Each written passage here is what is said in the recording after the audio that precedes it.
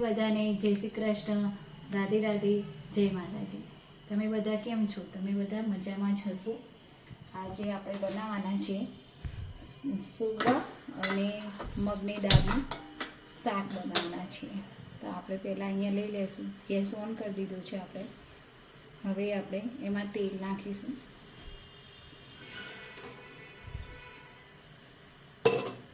થોડું ગરમ થાય, માટીના વાસણમાં બનાવવાના છે આપણે। થોડો ગેસ ગરમ।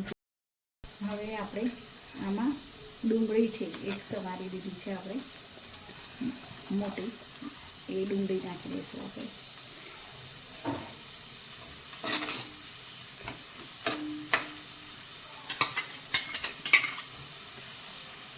હવે આને થોડું થવા દઈશું, સતરાઈ જાય ડુંગળી પછી મસાલો કરી દઈશું। અહીંયા આપણે કઢી લીમડાના પાન લઈ લઈશું, 4-5 પાન લઈ લીધા। આમાં આપણે રાઈ અને થોડી 5-6 દાણા મેથીના, રાઈ અને જીરું એ 1 ચમચી, અડધી ચમચી લીધી એટલે 1 ચમચી જેવું લઈશું। હવે આપણે આમાં તેલ નાખી દઈશું। તેલ આપણે નાખીશું આમાં 2 પરી જેવું તેલ નાખી દઈશું। આપણે આ મીઠી લીમડીના પાન અને 1 મરચું છે નાનું અને લસણ છે થોડું, એ અડધી ચમચીની નાખીને અડધી ચમચી એટલે 1 ચમચી જેવું નાખીશું આપણે। આને મિક્સ કરી દઈશું।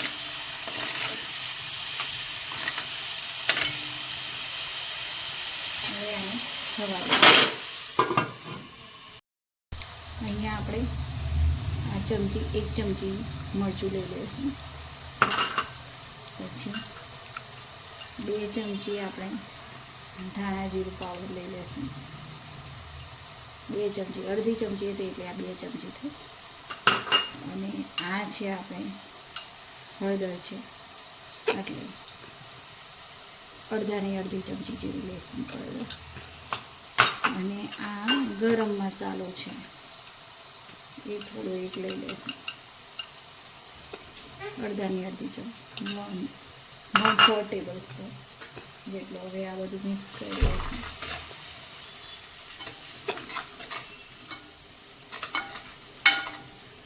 હવે આપણે આના અંદર સુવાની ભાજી છે તે નાખી દઈશું।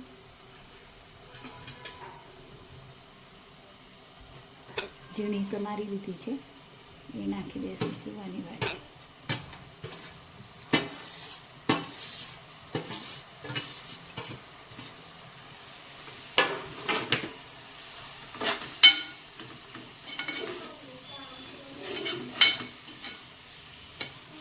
મિક્સ કરી દીધું આપણે।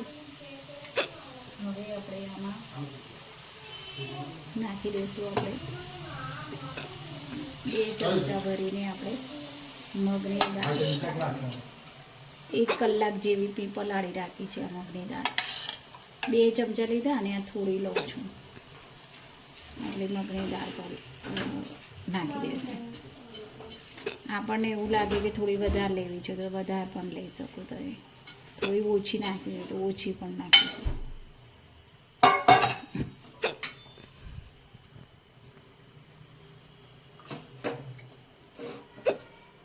હવે આપણે એમાં લઈ લઈશું મીઠું લઈ લઈશું। મીઠું અહીંયા હું આ 1 ચમચી જેવું લઉં છું, આવી પૂરેપૂરી એકદમ ભરેલી 1 ચમચી જેવું મીઠું લઈ લીધું છે।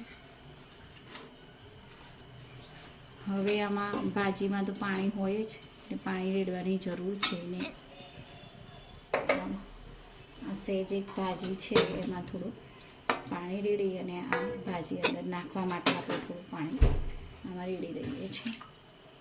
એવું આપણને લાગે કે પાણી ઓછું છે ને દાળ ચડી નથી તો આપણે બીજું પાણી લઈ શકીએ છીએ, પણ હાલ આપણે પાણી લેતા નથી, આટલું થવા દઈએ। ભાજીમાં અમે પાણી વળશે જ, પાણીની બને ત્યાં સુધી જરૂર નહીં પડે, ને જરૂર પડે ઉપરથી કે દાળ કાચી લાગે થોડી તો પાણી ઉપરથી પાછું એડ કરવું હોય, ઉમેરવું હોય તો પાછું ઉમેરી શકો। અત્યારે આપણે થવા દઈશું ધીમા તાપે।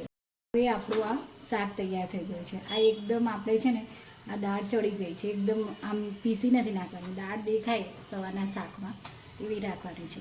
તો આ સુવાનું અને મગની દાળનું શાક તૈયાર થઈ ગયું છે. તો આપણે ગેસ હવે બંધ કરી દઈશું અને આ પ્લેટમાં કાઢી લઈશું.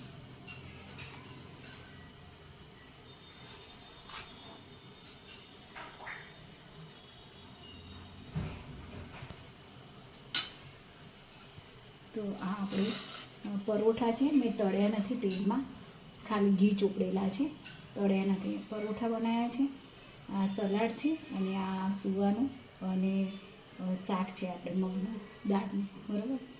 અને આ મગની દાળમાં પ્રોટીનથી ભરપૂર હોય છે અને ભાજીમાં વિટામિન્સ અને મિનરલ્સથી ભરપૂર હોય છે. અને ભાજીમાં દરેક ભાજીમાં હરિતકણો અને ક્લોરોફિલ હોય છે, જે આપણા સ્વાસ્થ્ય માટે બહુ ફાયદાકારક છે.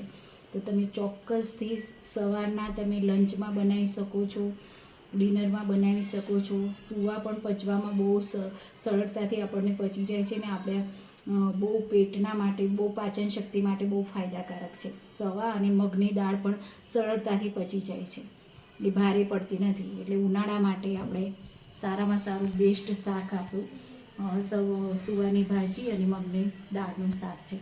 હવે વિડીયોના એન્ડિંગમાં હું કહેવા માંગીશ કે આયુર્વેદ અપનાવીએ, સ્વદેશી ચીજ વસ્તુ અપનાવીએ, વ્યસનથી દૂર રહીએ, દરેક જીવ માત્ર ઉપર દયાભાવ રાખીએ, ગૌ રક્ષા કરીએ અને આપણે આપણા ઘરને સાફ રાખીએ છીએ તેવી રીતે આપણા રસ્તાઓ, જાહેર સ્થળો, નદી, તળાવ, સરોવર, દરિયા કિનારા દરેક જગ્યાએ સ્વચ્છતા રાખીએ અને આપણે ટ્રાફિકના નિયમોનું પાલન કરીએ અને જરૂરિયાતમંદ લોકોને મદદ કરીએ.